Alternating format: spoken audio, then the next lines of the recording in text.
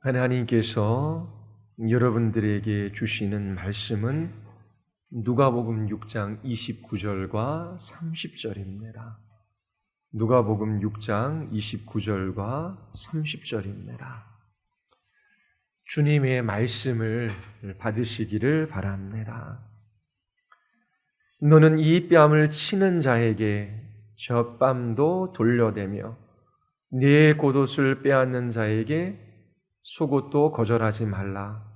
내게 구하는 자에게 주며 내 것을 가져가는 자에게 다시 달라 하지 말며. 기도하시겠습니다.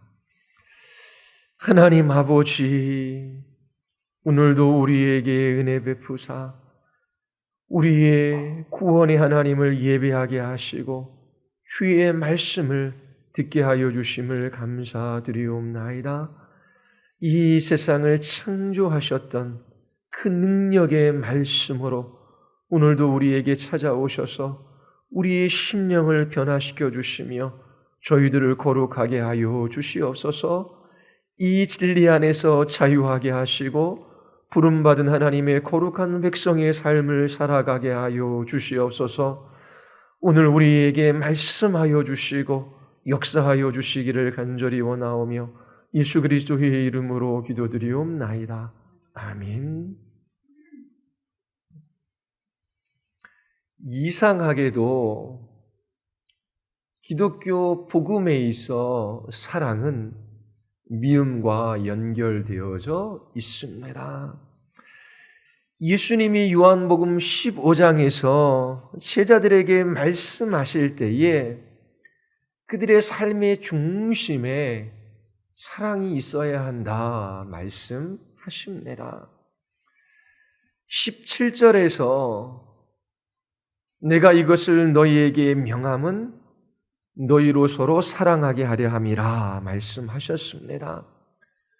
그리고 숨 쉴 틈도 없이 다음 구절에서 세상이 너희를 미워하면 너희보다 먼저 나를 미워한 줄 알라 말씀하십니다. 그리고 19절에서는 세상이 너희를 미워하면이 아니라 세상이 너희를 미워하느니라 라고 말씀하십니다. 너무나 놀랍지 않습니까? 하나님은 사랑이십니다. 예수님이 성육신 하신 것도 사랑입니다. 그런데 세상은 하나님을 대적합니다. 하나님께 감사하지도 아니하고 하나님을 영화롭게 하지도 않습니다. 유대인들은 예수님을 십자가에 못 박았습니다. 세상을 사랑하신 하나님이 왜 미움을 받아야 합니까? 자신의 생명을 십자가에 내어주기까지 죄인들을 사랑하신 예수님이 왜 사람들의 미움을 받아야 합니까? 이상하고 놀라운 일입니다. 우리는 하나님의 자녀들이 누구인지를 알고 있습니다.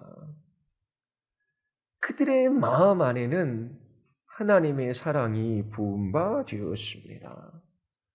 그래서 하나님의 자녀들은 아버지인 하나님을 사랑하는 사람들입니다. 우리가 먼저 하나님을 사랑한 것이 아니라 하나님이 먼저 우리를 사랑하셨지요. 그 놀라운 사랑을 받은 사람들은 하나님을 사랑해요. 그리고 그 하나님의 사랑으로 우리의 형제를 사랑하고 하나님 나라 바깥에 있는 사람들을 사랑합니다. 그런데 그리스도인들이 이 세상으로부터 얻는 것이 무엇입니까? 성경은 미움이라고 말합니다. 왜 그럴까요? 빛이 세상에 왔지만 사람들은 빛보다 어둠을 더 좋아하기 때문입니다. 사실 그들은 빛을 미워합니다. 성경이 전하는 진리예요. 이것이 진리이기 때문에 인류의 역사 내내 이러한 일들이 일어났습니다. 사람들은 빛보다 어둠을 더 사랑합니다. 그리스도는 빛으로 이 세상에 오셨습니다. 그러나 사람들은 빛을 미워하기 때문에 예수님을 미워했습니다. 그리스도인들은 빛의 자녀입니다. 그렇다면 우리들이 세상으로부터 미움을 받는 것은 너무나 당연합니다. 이러한 것은 종교적인 사람들에게는 너무나 놀라운 일입니다. 대부분의 사람들은 종교적입니다. 그들에게 있어 기독교의 신앙과 사상은 이상한 것입니다. 인간의 본성상 낯설은 것이에요. 종교적인 사람들은 진리를 미워합니다. 그리고 진리를 전하는 사람도 미워하지요. 하나님이 우리에게 하나님 자신이 세상을 사랑한 방식을 따라 사랑할 것을 명하셨어요. 그리고 그렇게 사랑할 수 있는 힘도 주십니다. 그러나 사랑하는 그리스도인들에게 돌아오는 것은 미움입니다. 예수님은 세상을 사랑하셨지만 세상은 예수님을 미워했어요. 그 이유가 무엇일까요? 종교적인 사람들에게 자신보다 더 소중한 것은 없기 때문입니다. 그들은 하나님 앞에 자신들을 놓습니다. 그 마음에 자신을 높일 바벨탑을 쌓아요. 도덕과 윤리라고 하는 벽돌을 한 장 한 장 쌓습니다. 종교적인 의무에 집중하고 공로나 업적을 쌓아 자신들의 구원에 이루고자 합니다. 그들은 인간에게 소망을 둡니다.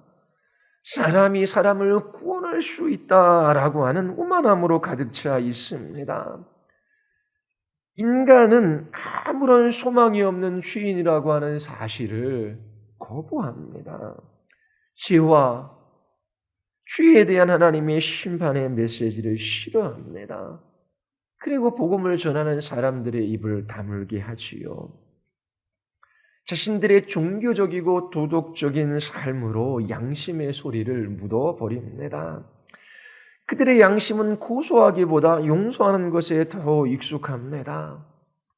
종교적인 사람들의 단 하나의 목적은 자신들의 힘과 자신들의 능력으로 바벨탑을 쌓아 하늘에 닿는 것입니다.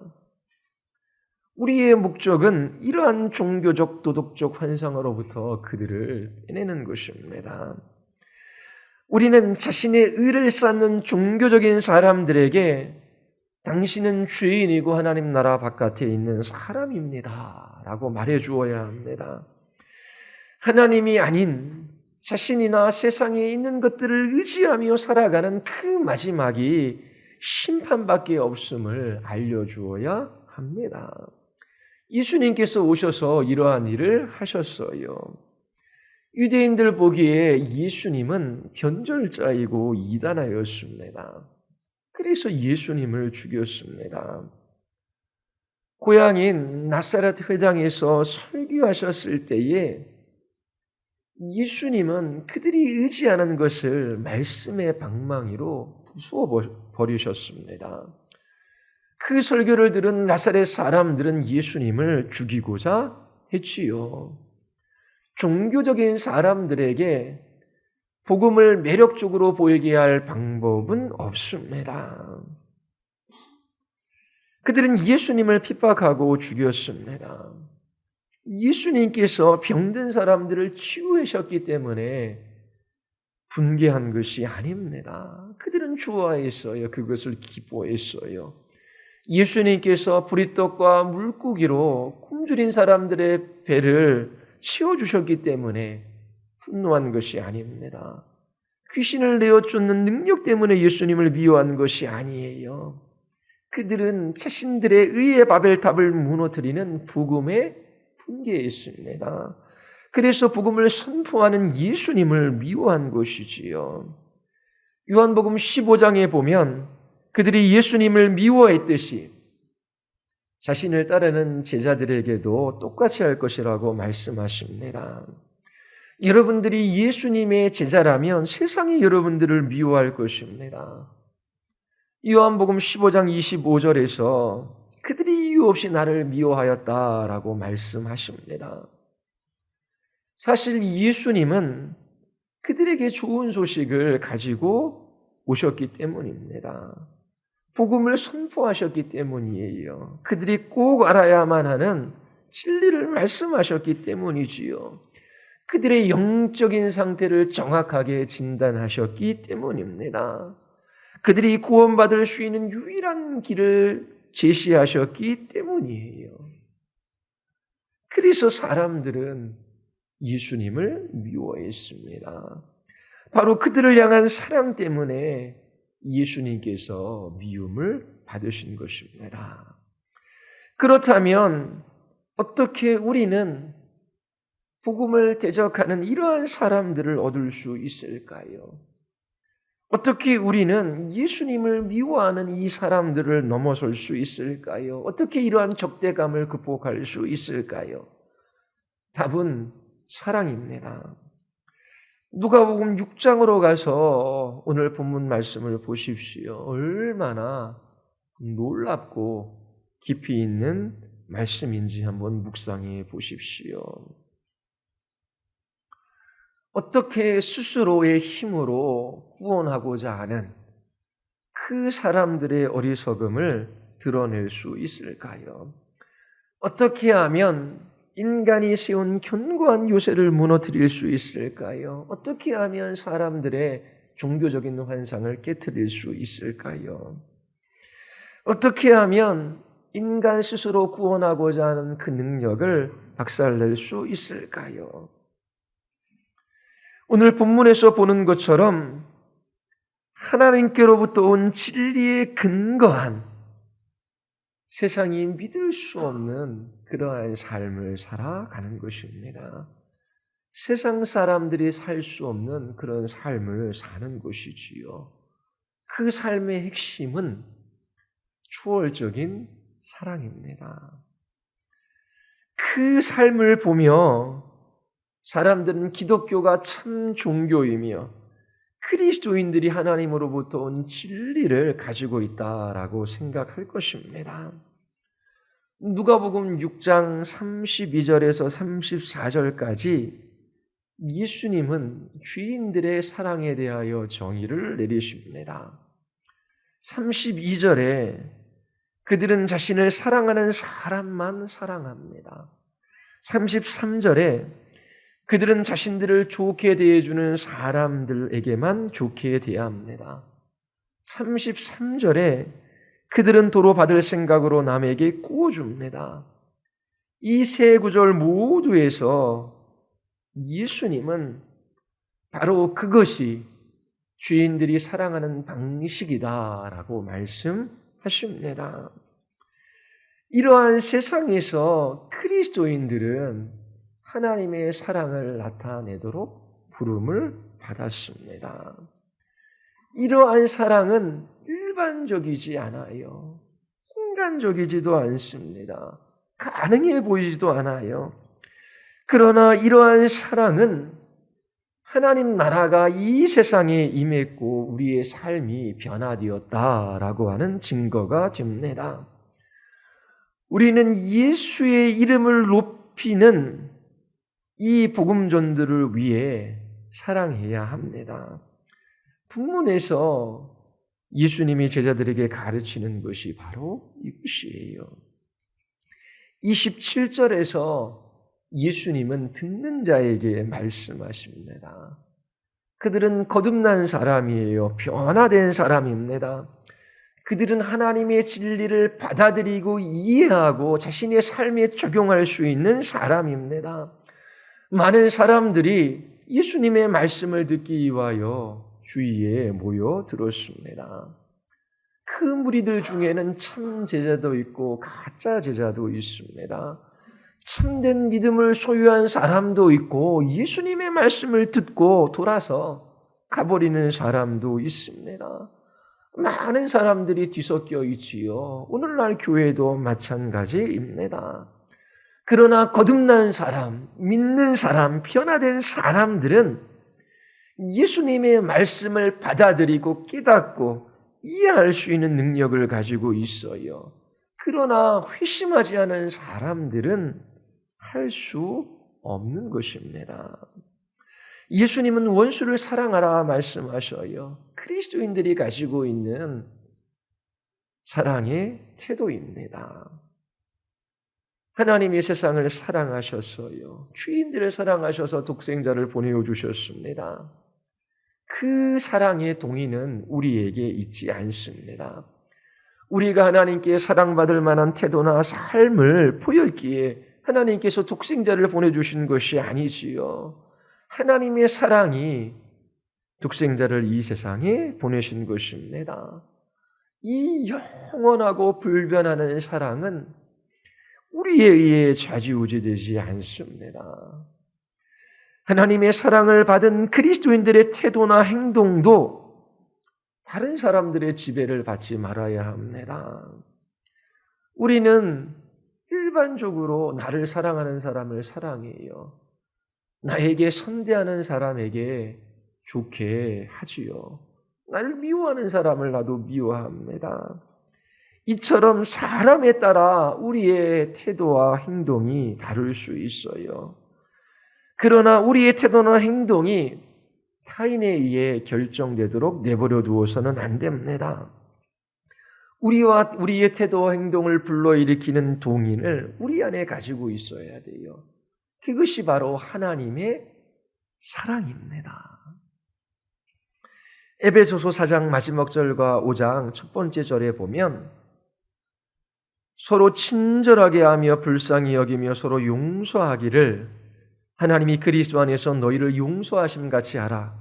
그러므로 사랑을 받는 자녀같이 너희는 하나님을 본받는 자가 되고, 기독교 역사에서 이 위대한 진리가 증거되었습니다. 스데반 집사는 돌을 들어 자기 자신을 내리치는 사람들을 위해 기도했습니다. 이 사람들의 죄를 저들에게 돌리지 마옵소서.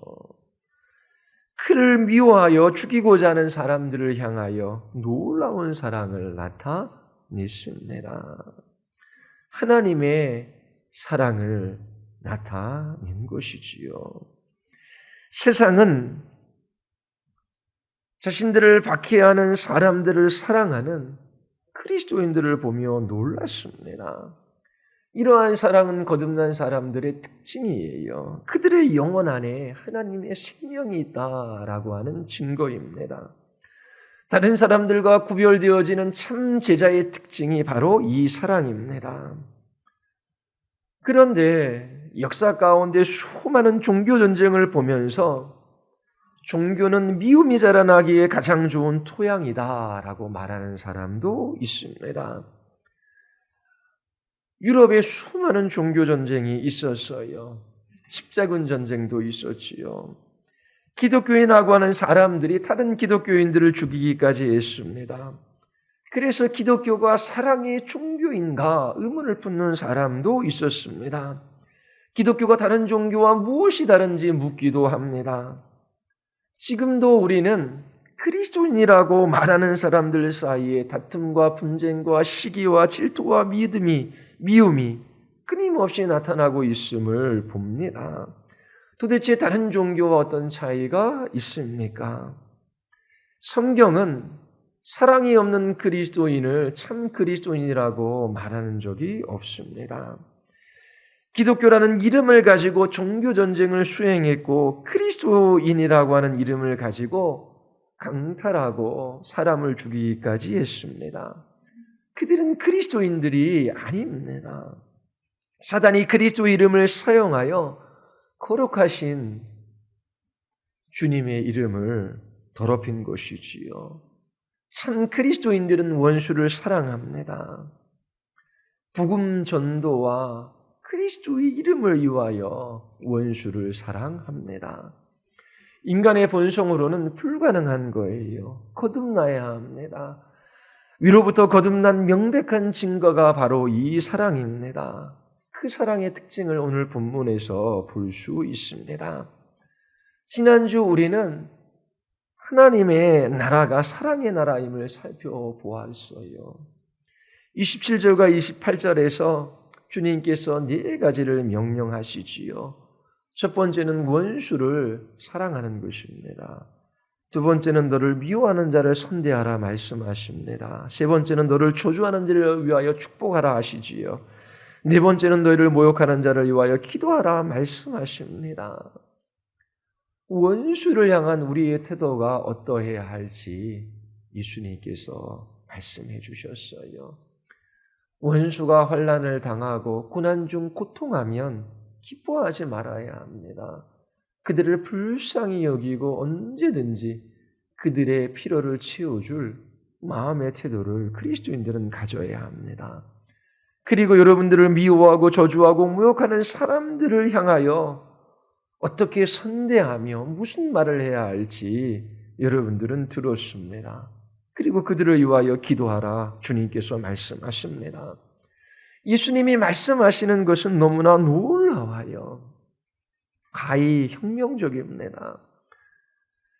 그러나 유대 종교 체계에서 볼 때에 예수님의 말씀은 이단적이에요. 왜냐하면 마태복음 5장 43절에 따르면 랍비들은 내 이웃을 사랑하고 내 원수를 미워하라 가르쳤기 때문입니다. 그들은 레위기 19장 18절에서 내 이웃을 내 자신처럼 사랑하라 라고 하는 하나님의 말씀을 들어 알고 있었습니다. 그러나 그들은 이웃에 대하여 매우 협소한 생각을 가지고 있었습니다. 유대인들에게 있어 이웃은 자신들에게 손해를 입히지 않는 사람들입니다. 모든 것에 있어 자신들과 같은 생각과 견해를 가지고 있는 사람들입니다. 그들은 다른 생각을 하고 다른 것을 말한다면 그들을 미워할 권리가 있다라고 생각했어요. 미워할 사람을 미워하는 것은 정당한 것이라고 믿었지요. 그리고 더 나아가 원수를 미워하는 것은 거룩한 일이라고 생각했습니다. 자신들에게 원수를 심판할 권리가 있다라고 믿었어요. 예수님이 원수를 사랑하라 말씀하셨을 때에 이것은 그들에게 부도덕한 일이며 불경건하고 반종교적인 일이었습니다. 이단적이었지요. 그러나 예수님께서 우리에게 요구하시는 것은 원수를 사랑하는 것입니다. 이것은 인간적으로 설명할 수 없는 그런 종류의 사랑입니다. 원수를 사랑할 수 있는 것은 우리의 힘으로 불가능해요. 우리가 만약 우리를 미워하고 저주하고 모욕하는 사람을 사랑할 수 있다면 그것은 하나님께서 우리 안에 역사하신 증거입니다. 원수를 사랑할 수 있는 것은 우리의 능력이 아니라 하나님의 능력이에요. 하나님이 우리에게 주시는 은혜의 힘으로 우리는 원수를 사랑할 수 있습니다.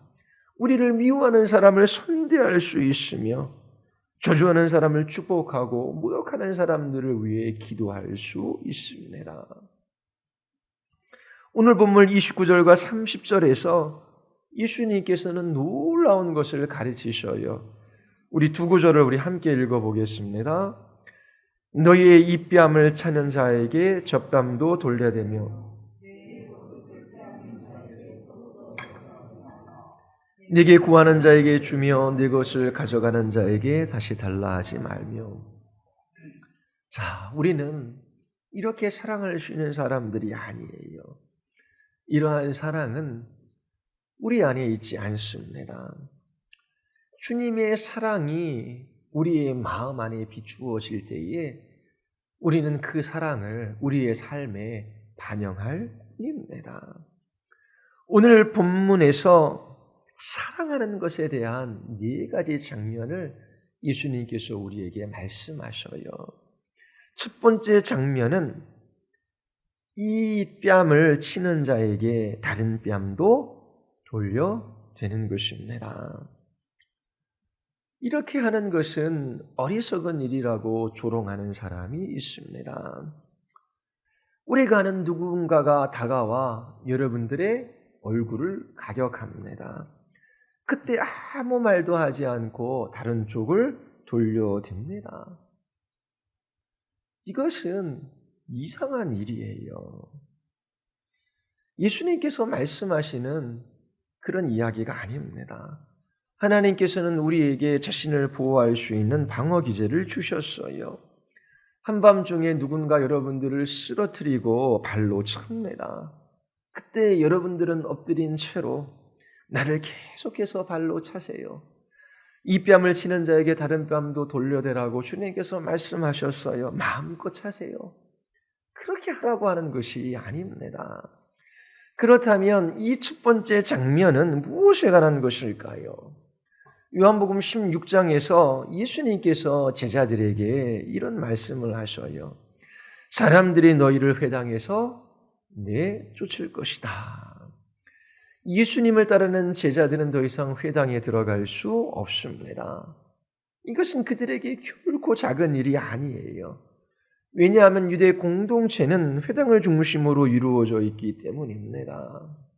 회당은 유대인들에게 있어서 삶의 중심이에요. 회당을 중심으로 그 사회가 이루어져 있습니다. 유대인들에게 가장 굴욕적이고 부끄러운 일은, 가장 모욕적인 일은 이 회당에서 쫓겨나는 거예요. 회당에서 쫓겨나는 그 순간 그는 가장 부도덕한 사람이 되는 것입니다. 하나님께 버림받은 타락한 사람으로 낙인 찍히는 거예요. 그래서 유대인들은 회당에서 출교당하는 것을 두려워하고 아주 심각한 일로 여겼습니다.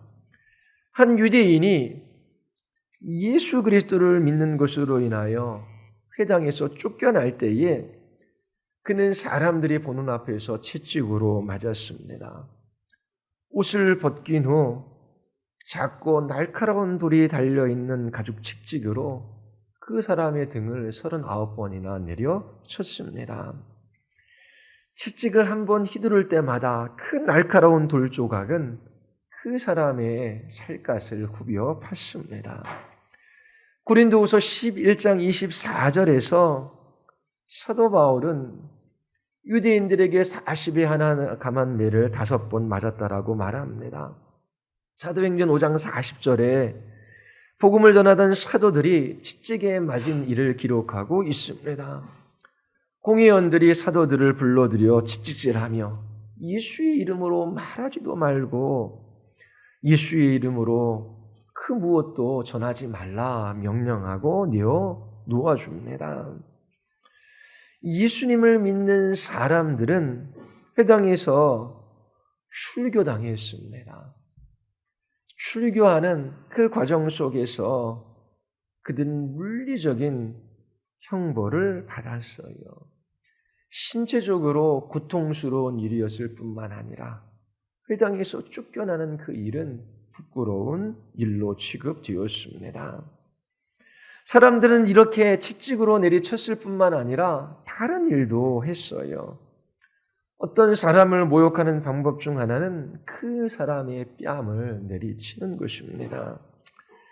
채찍으로 내리치는 것은 실제적으로 신체에 고통을 주는 반면 회당에 모인 사람들 앞에서 뺨을 내리치는 것은 굴욕감을 느끼게 합니다. 회당에 속한 한 사람이 예수님을 믿는 사람의 뺨을 내리쳐요. 이처럼 뺨을 때리는 것은 경멸과 모욕을 상징적으로 나타나는 행위예요.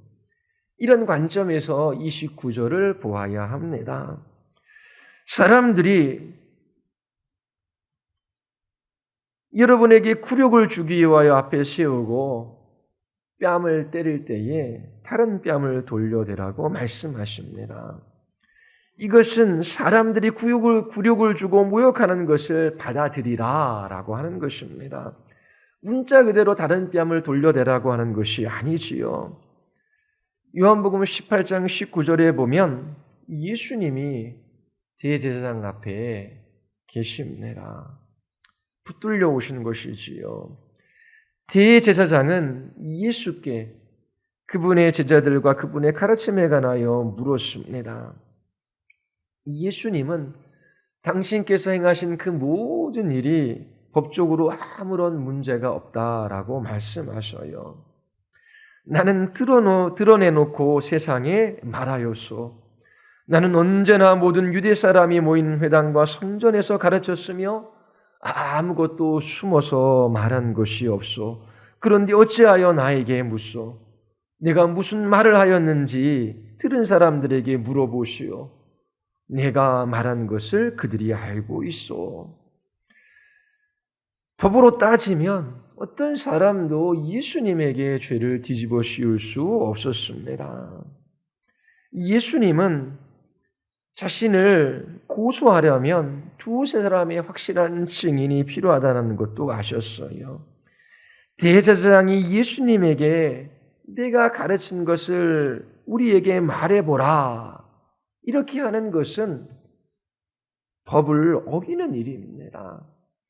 예수님의 가르침에 문제가 있다면 증인들을 세워 물으면 되는 것입니다.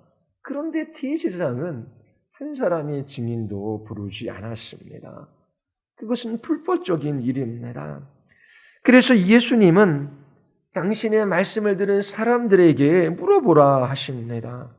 증인들을 데려오면 그들이 내가 가르친 것이 무엇인지 정확하게 말할 것이라고 말씀하십니다. 이처럼 증인을 부르는 것이 합당해요. 그런데 증인을 부르는 대신 죄를 짓지 않은 예수님에게 죄를 뒤집어 씌우려고 합니다. 예수님은 이 부분에 있어 대제사장을 질책하고 계셨습니다. 그러자 곁에 섰던 아랫사람 한 사람이 대제사장에게 그게 무슨 대답이냐 하면서 손바닥으로 예수님을 때렸습니다. 이것은 채찍질 같은 형벌이 아니지요. 예수님은 이렇게 뺨을 맞으실 때에 다른 쪽 뺨을 돌려대며 때려라 그렇게 말씀하시지 않으셨어요. 예수께서 대답하시되 내가 말을 잘못하였으면 그 잘못한 것을 증언하라. 바른 말을 하였으면 네가 어찌하여 나를 치느냐 이렇게 말씀하셨습니다. 그렇다면 다른 뺨을 돌려대라라고 하는 이 말씀의 의미는 무엇입니까? 의미는 간단합니다. 여러분들이 모욕을 당할 때에, 부끄러운 일을 당할 때에, 사람들이 화를 내며 적대할 때에, 사람들이 여러분들을 얕보고 업신여기며 거절할 때에 계속 사랑하고 다시 모욕을 받을 준비를 하라라고 하는 것입니다. 그러한 사람들의 적대적인 행위에 보복하지 말라라고 하는 거예요. 여러분들에게 요구되어지는 사랑은 보복하지 않은 것입니다. 굴욕과 배척과 적대감 같은 것에 대항하여 스스로 지키려 하지 않는 거예요. 화를 내지 않는 것입니다. 다른 사람이 나를 모욕할 때에 미워하지 않는 거예요.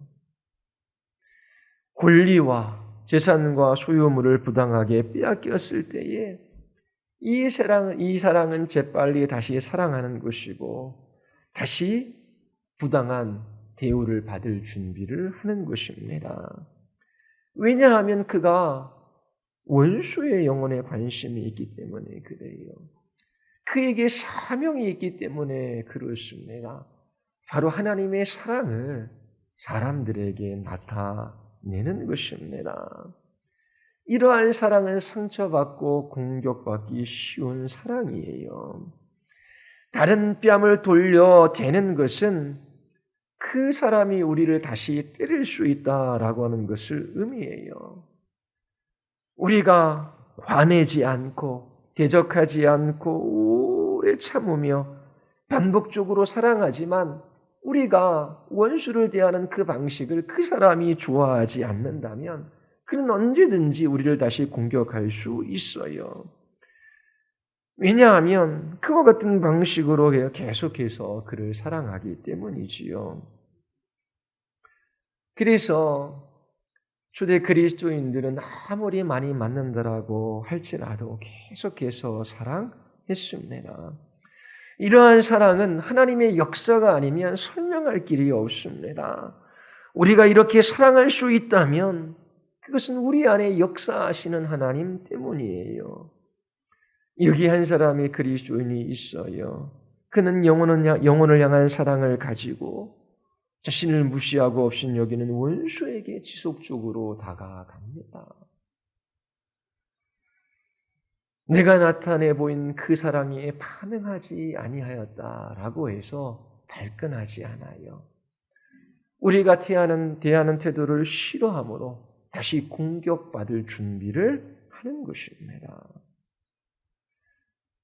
29절에 있는 두 번째 장면은 그리스도인들에게 나타나는 또 다른 박해예요. 네 겉옷을 빼앗는 자에게 속옷도 거절하지 말라. 팔레스타인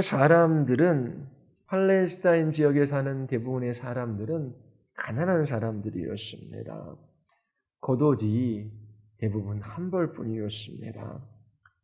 오늘날 우리와 같은 옷장들을 가지고 있지 않았어요. 겉옷은 그들을 안전하게 보호해 주는 데 있어서 꼭 필요한 물품이었습니다. 그들의 겉옷이 그들의 체온을 유지할 수 있게 해 주었습니다. 그래서 심지어 밤에는 담요처럼 겉옷을 사용하기까지 했습니다. 그래서 출애굽기 22장에 보면 네가 만일 이웃의 옷을 정당 잡거든 해가 지기 전에 그에게 돌려보내라. 그것이 유일한 옷이라. 그것이 그의 알몸을 가릴 옷인즉 그가 무엇을 입고 자겠느냐. 초기 신자들을 박해하는 방법 중 하나는 그들의 겉옷을 빼앗는 것입니다. 결국 신자들은 알몸이 될 수밖에 없었습니다. 겨울에 이스라엘은 매우 추워요. 예루살렘에는 눈이 내리기까지 합니다. 이러한 날씨에 겉옷을 빼앗는 것은 매우 심한 박해입니다. 예수님께서 말씀하셔요. 그들이 너희의 겉옷을 빼앗는다면 심지어 속옷까지 빼앗을지라도 그들을 계속해서 사랑하라. 보복하지 마라. 안갚음하지 말아라. 그들은 결코 너희의 원수가 아니다. 복음을 전해주어야 할 사람들이다. 이렇게 말씀하시는 것입니다. 이것은 동성애를 주장하는 사람을 비롯해 우리의 문화를 타락하고 부패시키는 모든 사람들에게 적용되는 원칙입니다. 잊지 마십시오. 아마도 그들은 우리의 신앙을 싫어하고 복음을 미워할 거예요. 그러나 그들을 사랑해야 합니다. 그들의 부정적인 행위에 대하여 오래 참는 것이 사랑이 아닙니다. 그들이 우리에게 악의를 가지고 대한다라고 할지라도 지속적으로 복음을 전하는 것이 사랑이에요. 예수님은 십자가에 못 박히시기 위하여 오셨어요. 예수님을 십자가에 못 박을 때에 사람들이 한 일 중 하나는 그분의 옷을 벗긴 것입니다. 그들은 예수님의 겉옷과 속옷 모두를 벗겼어요. 알몸으로 예수님을 십자가에 달았습니다. 이 장면이 우리에게 말하는 것이 무엇입니까? 그들은 모든 것을 빼앗았어요. 예수님은 벌거 벗겨졌습니다. 십자가 위에서 예수님이 입을 열어 기도하십니다. 아버지여 저들을 용서해 주시옵소서. 이것은 결코 그 무엇으로도 멈추게 할 수 없는 사랑입니다. 아주 강력하고 끈질긴 사랑이지요. 당신은 나의 겉옷을 가질 수 있습니다. 나의 속옷도 가질 수 있습니다. 그러나 나는 어찌되었든지 당신을 사랑할 것입니다. 어떠한 대가와 희생을 치른다라고 할지라도 끝까지 사랑할 것입니다. 이것이 예수님의 마음입니다. 세 번째 장면은 30절입니다. 내가 구하는 자에게 주라. 누가 여러분들에게 와서 말해요. 당신에게 얼마를 빌리기를 원합니다. 제가 어려운 가운데 있습니다. 그때 구하는 자에게 주십시오. 34절과 35절의 문맥에서 보면 의미가 더 분명해집니다. 너희가 받기를 바라고 사람들에게 구워주면 칭찬받을 것이 무엇이냐? 죄인들도 그만큼 받고자 하여 죄인에게 구워주느니라. 아무것도 바라지 말고 구워주라. 갚을 수 없는 사람들에게 빌려준 것에 대하여 말씀하셔요. 이웃이 궁핍 땅 가운데 있습니다. 그들이 찾아와 말해요. 제가 어려운 상황에 있습니다. 어디에서도 도움을 받을 수 없었습니다. 나를 도와주실 수 있으십니까? 이것은 구걸이 아니에요. 또 여러분들에게 사기를 치는 것도 아닙니다. 여러분들의 후한 마음에 기대는 것이지요. 당신은 그리스도인이지요. 내가 이렇게 어려운 궁핍 가운데 있는데 도움을 줄 수 있나요? 그렇게 요구할 때 그들이 원하는 것을 주십시오. 이것은 하나님의 은혜와 사랑을 나타낼 수 있는 기회가 됩니다. 네 번째로 도둑질에 대한 장면을 소개하고 있어요. 네 것을 가져가는 자에게 다시 달라 하지 말라. 초기 기독교 신자들에게 일어나는 일 중 하나는 바로 빼앗기는 것이었습니다. 유대인들은 신자들을 모욕하고 뺨을 때리고 박해하고 그들을 함부로 대했어요. 신자들의 옷을 빼앗기까지 했지요. 그리고 유대인들은 신자들의 선의를 악용하기도 했습니다. 돈을 빌리고 갚으려 하지 않았어요. 그리고 강탈하기까지 했습니다. 오늘날 이 시대에도 어떤 곳에서는 그리스도인이라고 하는 이유 때문에 그들의 소유를 빼앗기고 박해를 당하고 있습니다. 역사 가운데 이러한 일들은 계속되었어요. 그리스도인들은 박해를 받았고 그들의 소유까지 빼앗겼어요. 집까지 이뤘습니다. 그러나 그리스도인들은 돌려달라고 요구하지 않았습니다. 세상은 이런 종류의 사랑에 관해서 알지 못해요. 이것은 그들에게 불가능한 일입니다. 세상 사람들은 말해요. 당신이 나에게 해를 입히지 않는 한, 나를 이용하지 않는 한, 나를 속여 내 것을 빼앗지 않는 한, 내게 빌려간 것을 갚는 한, 내 것을 강탈해 가지 않는 한, 나는 당신을 사랑할 것입니다. 그러나 그리스도인의 사랑은 달라야 합니다. 오늘날 같은 시대에 주님의 말씀을 따라 사랑하는 것은 너무나 중요합니다. 이 세상이 그 사랑을 이해할 수 없기 때문에 그래요. 죄인들은 이와 같은 방식으로 사랑할 수 없어요. 어떻게 세상 사람들이 자기 의를 쌓는 것을 내려놓을 수 있습니까? 어떻게 그들이 쌓는 바벨탑을 무너뜨릴 수 있을까요? 어떻게 우리가 소유한 이 진리가 우리의 삶을 변화시켰으며 유일한 진리라고 하는 것을 사람들에게 확증시켜 줄 수 있을까요? 진리의 능력을 증명하는 것입니다. 진리가 우리 안에 불러일으킨 그 사랑으로 사랑하며 살아가는 거예요. 사람들이 결코 이해할 수 없는 사랑입니다. 베드로전서 2장 21절에 보면 이를 위하여 너희가 부르심을 받았으니 그리스도도 너희를 위하여 고난을 받으사 너희에게 본을 끼쳐 그 자취를 따라오게 하려 하셨느니라. 그리스도께서 우리에게 남기신 팔자취가 있습니다. 제자들에게 그 길을 따라오라 말씀하셔요. 죄를 짓지 않는 사람이 한 사람도 없습니다.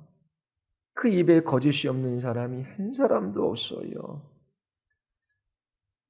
그런데 죄 없으신 예수님이 죄인들을 위해 죽으셨습니다. 사람들은 예수님을 모욕하고 조롱하고 업신여기고 배척하고 비방하고 모욕했어요. 예수님이 하신 일은 진리를 선포하는 것입니다.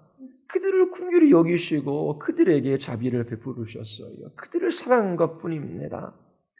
그러나 사람들은 예수님을 배척하고 모욕했어요. 그러나 예수님은 대갚아 주지 않으셨습니다. 고난과 환난을 받으시는 동안 그 누구에게도 위협하지 않으셨어요. 자신을 의로운 재판관에 맡기셨지요. 하나님의 손에 자신을 맡기시고 십자가로 걸어가셨습니다. 십자가 위에서 우리의 죄를 그의 몸에 짊어지셨어요. 우리의 죄 때문에 그분의 몸이 찢겨 나갔고 우리의 죄 때문에 그분이 피를 쏟으셨습니다.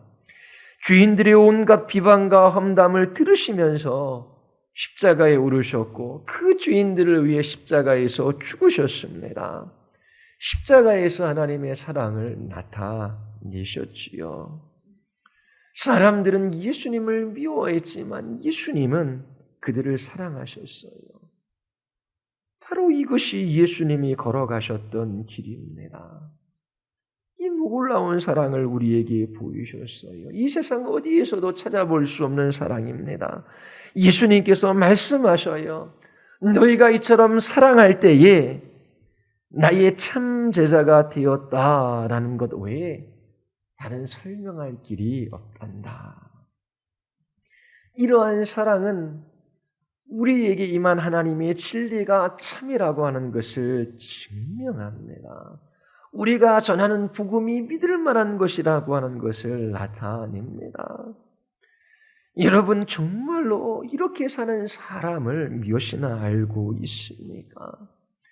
예수님의 말씀을 받아들이고 깨닫고 자신들의 삶의 유일한 규범으로 삼는 공동체를 무엇이나 알고 있습니까? 이 시대에 교회는 무엇이 잘못된 것입니까? 하나님이 어떠한 분이신지를 알지 못하기 때문입니다. 하나님이 어떠한 분이신지 잊어버렸기 때문에 그래요. 예수 그리스도가 걸어가셨던 그 자취를 보지 않기 때문입니다. 하나님이 세상을 사랑하셔서 독생자를 보내어 주셨어요. 예수님은 죄인들을 사랑하셔서 자기 자신의 목숨을 십자가에 내어 누우셨습니다. 이 놀라운 십자가의 사랑이 여러분들의 마음 안에 부어지기를 바랍니다. 그리고 이 사랑에 붙들림 받아요. 이 사랑을 나타내는 제자의 삶을 살아갈 수 있게 되기를 바랍니다. 하나님의 나라는 사랑의 나라예요. 이렇게 사랑하는 사람들이 모인 곳이 교회 공동체입니다. 이 진리가 우리의 마음을 얼마나 설레게 합니까? 이러한 사람들과 함께 교제하며 예배하며 함께 주님의 나라를 이루어 살아가는 것이 얼마나 복되고 영광스럽고 아름다운 일입니까? 이 예수님의 말씀을 외면하지 마십시오. 원수를 사랑하십시오. 이렇게 사랑하는 사람들이 주님의 참 제자입니다. 우리 같이 기도하시겠습니다. 우리 이 시간 같이 기도할 때에 하나님, 우리 안에 사랑 없는 것을 주께 고백합니다. 우리를 사랑하는 사람만 사랑하고 우리를 선대하는 사람에게만 좋게 대합니다. 하나님, 우리를 미워하고 또 우리를 배척하고 대적하는 그 사람들을 향하여 끝까지 사랑하게 하시고 또 우리의 그 사랑을 받아들이지 않으므로 또 배척하고 미워한다라고 할지라도 하나님 방어하지 않고 또 하나님 그들을 미워하지 않고 끝까지 주님의 사랑을 따라 사랑할 수 있는 사람으로 우리를 빚어가 주시옵소서. 이 놀라운 사랑이 우리들 안에 부음받기를 원합니다. 이 사랑으로 서로를 섬기기를 원합니다. 이 사랑으로 우리의 복음이 참임을 증거하기를 원합니다. 우리 같이 한번 기도하시겠습니다.